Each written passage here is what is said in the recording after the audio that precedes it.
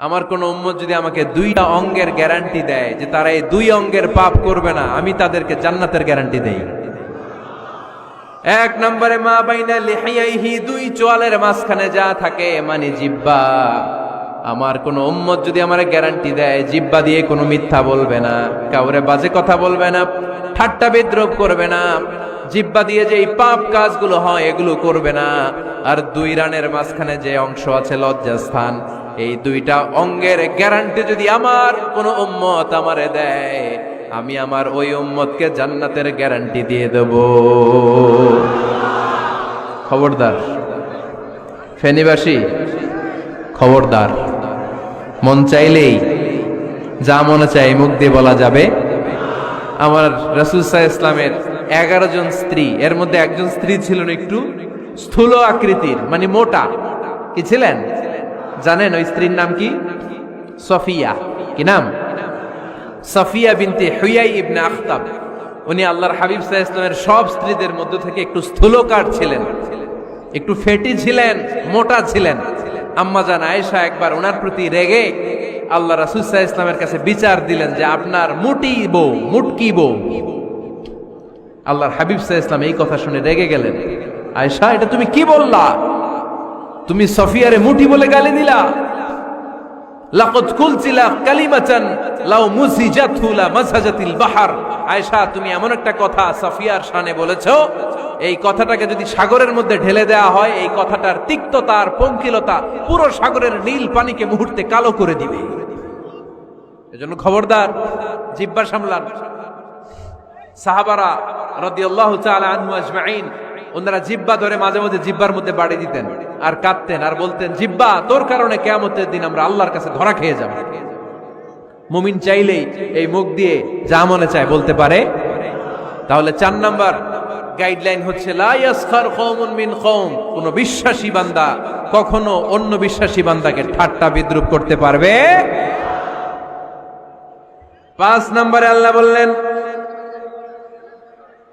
ওয়ালা তালমিজু আনফুসাকুম, খবরদার অন্যের দোষ খুঁজবা না।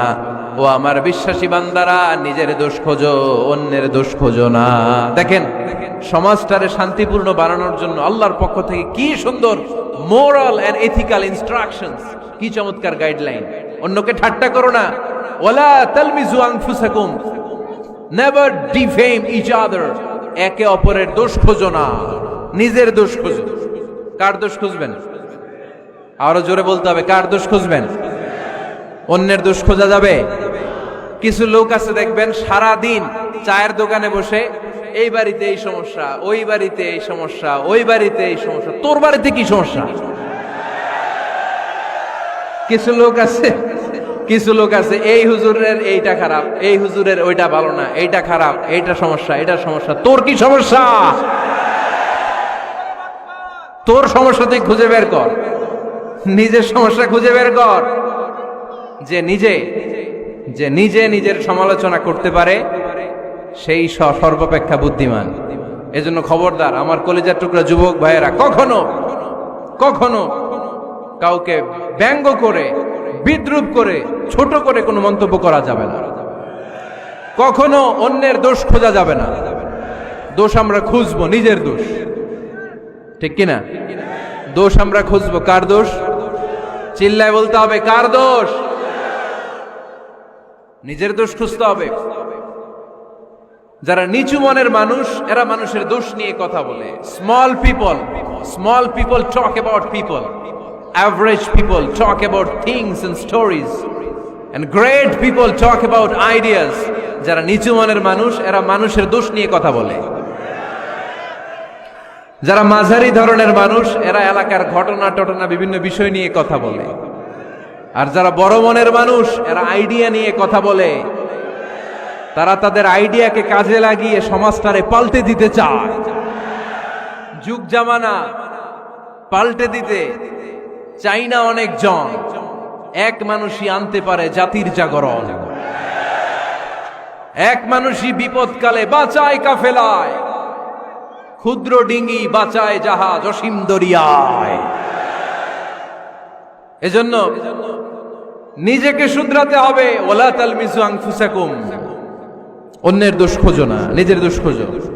তাহলে ফেনীবাসীরা, এই হোক আমাদের স্লোগান, আমরা নিজেদের দোষ খুঁজবো বেশি, অন্য কারো দোষ কখনো খুঁজবো। আপনি নিজে ঠিক হয়ে যান, দুনিয়া এমনি ঠিক হয়ে যাবে। নিজে ঠিক তো দুনিয়া ঠিক। নিজেকে শুধরান। অন্যের দোষ দেখে তো আমার লাভ নাই। ও কি করছে এটা ও জবাব দিবে, আমি কি করেছি আল্লাহর সুপ্রিম কোর্টের কাঠ গড়ায় সেদিন আমাকে জবাব দিতে হবে। চিল্লায় বলো ঠিক কিনা? এজন্য অন্যের দোষ যেন আমরা না খুঁজি, নিজেকে যেন পরিবর্তন করি। পরিবর্তন করতে রাজি আছি তো সবাই? পরিবর্তনের অগ্রনায়ক হতে রাজি আছি তো সবাই? সিদ্ধান্ত নিতে হবে, শক্ত সিদ্ধান্ত। দাঁড়াতে হবে, সৈনিকের মতো দাঁড়াতে হবে, ঠিক কিনা? আধারে ভয় পেও না, আলো আছে আড়ালে, অন্ধকার পালিয়ে যাবে তুমি উঠে দাঁড়ালে। নিজেকে দাঁড়াতে হবে, নিজের সাথে নিজের শক্ত বোঝাপড়া করতে হবে। অন্যের দোষ খোঁজার সময় আমাদের নাই। চিল্লায় বলো ঠিক কিনা? দোষ খোঁজা যাবে না, নিজের দোষ নিজের আমরা খুঁজবো। তাহলে ফেনীর ভাইয়েরা, অন্যের দোষ খুঁজবো না, নিজের দোষ খোঁজা যাবে? যাবে যাবে? ক্লান্ত হয়ে গেছেন? কষ্ট হচ্ছে? তারপরে 7 নম্বরে আল্লাহ বললেন, ওয়ালা তানাবাযু বিল আলকাব, ওয়ালা তানাবাযু বিল আলকাব। এই ছেলেরা, আমি এখনই উঠে যাব, বিদায় নিচ্ছি, বসো। বসেন ভাই, বসেন। এগুলো অনেক জরুরি কথা, মনোযোগ দিয়ে শুনেন। ওয়ালা তানাবাযু বিল আলকাব, মানুষকে মন্দ নামে ডেকো না। অনেকের নাম চেঞ্জ করে ডাকি, আছে না নাই? না, আমার কলিজার টুকরা ফেনীর ভাইয়েরা, আজ থেকে কখনো কারোর নাম চেঞ্জ করে আমরা ডাকবো না। যে নামে তাকে ডাকলে সে খুশি, আমরা ওই নামে ডাকবো, পারবো তো?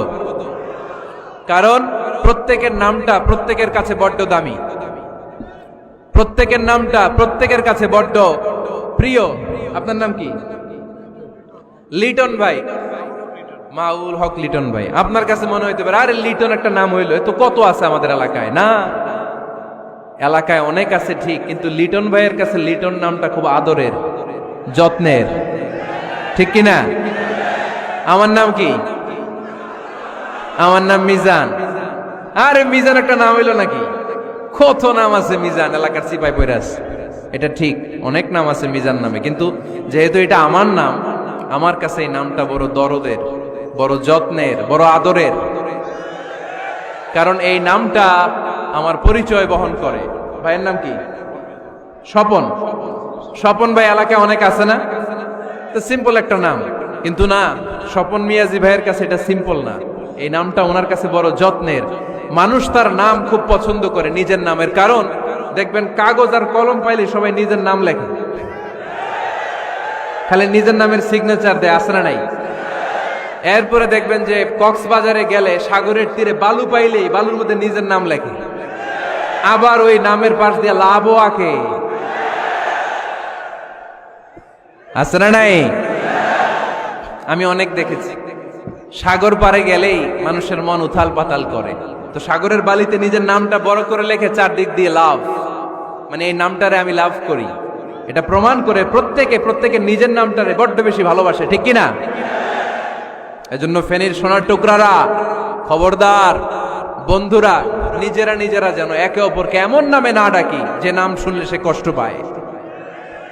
আজ থেকে কোনো বাজে নামে কাউরে ডাকা যাবে? আব্বা আম্মা আদর করে কত সুন্দর নাম রেখেছে, আবু বাকার, ওরে সবাই ডাকে বকইরা, কপাল পোড়া। আব্বা আম্মা নাম রেখেছে আবু ওয়াক্কাস, ওরে ডাকে আক্কাইচা। কত সুন্দর নাম আমার আল্লাহর নামের সাথে মিলিয়ে আব্দুল কুদ্দুস নাম রেখেছে, ওরে ডাকে কুদ্দুচ্চা, আছে না নাই? কবিরা গুনাহ করেছেন আপনি, কবিরা গুনাহ। It's not a simple deal, এটা সাধারণ কোনো ব্যাপার না, এগুলো সবগুলো কবিরা গুনাহ। কোনোদিন কাউকে ঠাট্টা বিদ্রুপ করে কিছু বলবো না, কখনো অন্যের দোষ খুঁজবো না, কারো নাম বিকৃত করে কোনোদিন কারো মনে কষ্ট দিব না, ঠিক কিনা? এরপর 8 নম্বরে আল্লাহ বললেন, ইয়া আইয়ুহাল্লাযীনা আমানু ইজতানিবু কাসীরাম মিনায-যন্নি ইন্না বা'দায-যন্নি ইসম। অবিশ্বাসীরা খবরদার, অনুমান আন্দাজ নির্ভর কোনো কথা বলবে না, যেটা বলবে নিশ্চিত হয়ে বলবে। কার কথা? অনুমান নির্ভর কোনো কথা, আন্দাজ নির্ভর কোনো কথা কোনো মুমিন বলতে পারে? আমার কথা বোঝা যায়? হ্যাঁ, ফেনীবাসী কথা বোঝা যায়? ফেনী না হেনি? হ্যাঁ, আর বাড়ি হেনি, আইসাই রেণী রেণী। আপনারা কি ডাকেন, ফেনী না হেনি? ফেনী। মাশাআল্লাহ মাশাআল্লাহ, খুব সচেতন ফেনীবাসী। দেখছেন দেখছেন, আপনাদের জেলা নিয়ে কিছু বললে খারাপ লাগে না? লাগে। তো নোয়াখাইলা করে গালি দিয়েন না, চিটাঙ্গারে গালি দিয়েন না, কুমিল্লাবাসীদেরকে গালি দিয়েন না। আমার 64 জেলায় সুজলা সুফলা শস্য শ্যামলা, ঠিক কিনা? 64 জেলা নিয়ে আমার এই বাংলাদেশ। প্রত্যেক জেলায় আমাদের সৌন্দর্য আছে না নাই? এক এক জেলার ভাষার সাথে আরেক জেলার ভাষার কোনো মিল। সিলেটে ছিল আমার গতকাল মাহফিল, তা আমি জিজ্ঞেস করছি, ভাই সাহেব খিতা খররা, আপনারা বালা আসেননি? তো মহা খুশি, কারণ ওদের ভাষায় কথা বলেছি, ওরা ওদের ভাষাটারে বড্ড ভালোবাসে। আমরা প্রত্যেকে আমাদের প্রত্যেকের জেলাটারে বড্ড পছন্দ করি, ঠিক কিনা? ইজতানিবু কাসীরাম মিনায-যন, আন্দাজ অনুমান নির্ভর কথা মুমিন কখনো বলতে পারে? এজন্য আল্লাহর হাবিব বললেন, ইয়াকুম ওয়ায-যন ফাইন্নায-যন্না কাযাবুল হাদিস। খবরদার, তোমাদের উচিত আন্দাজ অনুমান নির্ভর কথা থেকে বেঁচে থাকা, কেননা অনুমান করে কথা বললে পাপ হয়। অনুমান করে কথা বললে কি হয়? আজকে থেকে আমার ফেনীর সোনার টুকরারা অনুমান করে আন্দাজে কোনো কথা বলবো? আমরা বলবো না, ধারণা করে কিছু বলবো না। আর ধারণা করলেও ভালো ধারণা করব। কি ধারণা? রাস্তা দুইটা, একটা পজিটিভ আর একটা নেগেটিভ। মুমিন পজিটিভ ধারণা করে, মুমিন কখনো নেগেটিভ ধারণা করে না। তাহলে কোন দিকে যাব, পজিটিভ না নেগেটিভ? আওয়াজ করে, পজিটিভ না নেগেটিভ? যারা মুনাফিক এরা ইয়াত্তাবিউনা ইল্লা যন ওয়া ইন্না যন্না লা ইগনি মিনাল হাক্কি শাইআ।